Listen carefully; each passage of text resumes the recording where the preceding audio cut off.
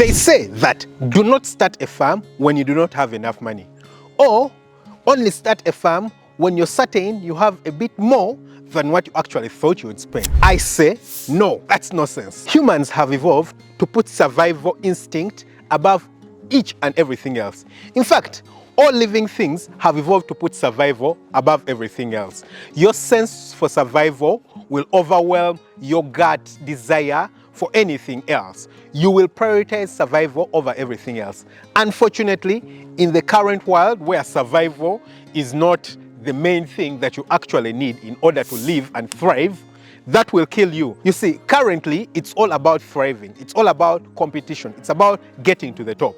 And if you do not make sure that you evolve and develop your thinking and your decision-making capability to not prioritize survival, but to prioritize thriving and getting to the top, then you're certainly going to fail because others are going to get ahead of you. I'm going to share with you a story of myself about how I started a farm when I'm broke. Of course, when I started, I actually didn't think I was broke. But now that I'm looking back, I was actually crazy broke. You see, I was practicing as a human medical doctor, treating humans, and I decided that I wanted to start a side hustle. I saved up a bit of money. Don't get mistaken, farming is actually a capital-intensive thing. It requires a lot of money because you need land, you need labor, you need equipment, and you need skills. Of course, skills are not money, but a lot of times you might have to pay to get some of these skills. Like I did to visit a few farmers. I had to pay to check on their farms. So I got what I thought I needed and I saved up. I saved up as much as I could. And at one point, I was like, I'm ready. Hey, I'm ready to start the farm. I'm a very optimistic person. I'm not pessimistic.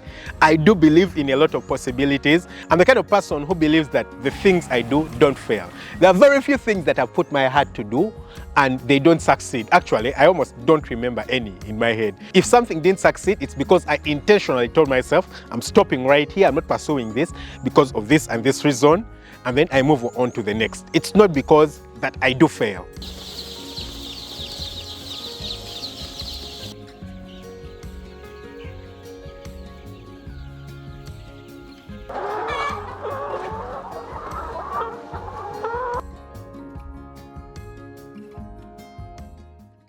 So, of course, I started with my 800 chickens then, yeah? We start and we are going on. But I thought I had figured everything else. Unfortunately, I hadn't figured out some of the knowledge that I needed. I hadn't noticed that the price of feeds actually fluctuates throughout the year. I thought that a particular price for the maize is what it's going to remain like throughout the year. That was a huge mistake. But it actually turned out to be a mistake that worked in my favor. You see, if I hadn't made this mistake, if I had planned exactly according to what I thought I had, I wouldn't have stocked 800 birds. I would have stocked 500 birds. But well, here we go. So I stock my 800 birds and then the price of feed starts to raise. The price of feed started to raise and I was in deep trouble. I didn't have the money, guys. I didn't have the money. My salary was not enough. And what did I have to do? I went into crisis handling mode. Now, that's another thing that humans have actually evolved to manage perfectly. But generally, humans, because we've evolved to survive and escape and go through things, we actually have the ability to come up with ideas and go through really, really tough times. Yeah? And that's one thing we actually have to try and take advantage of ourselves. Because tough times usually bring the best out of you. If a lion popped out of somewhere and it was chasing me here, guys, I can't climb that chicken house, but I would right now. I would. Right now I'm looking at the iron sheet and I'm thinking this would cut me, this would cut me.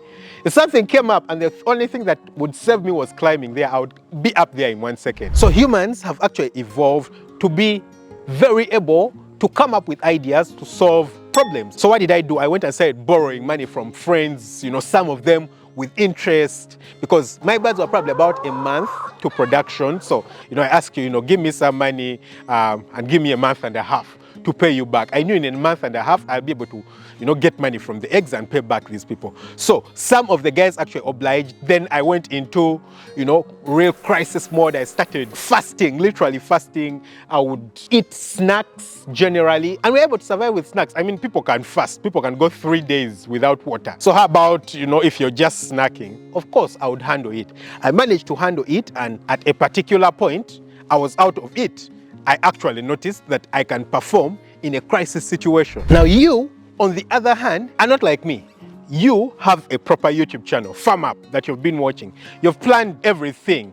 Maybe you actually are going to subscribe to the Farm Up Academy so that you go into the proper details, so that you're certain your farm is actually going to start and it will not fail, yeah? Because with the Farm Up Academy, I assure you guys, everything that's inside there, you just follow it from beginning to the end. If you fail, no, I'm to be blamed by all means, yeah? So you've gotten the Farm Up Academy, or you've been following Farm Up, the YouTube channel, very religiously. You understand just what to do to start your farm. The thing is, you need to push yourself a little bit more than you thought you can. Yeah, you need to push yourself just a little bit more, because unlike me, I actually pushed myself a little bit more through ignorance. I had no knowledge. You don't have ignorance. You have the YouTube channel. You've got almost all the knowledge that you can. What do you have to do?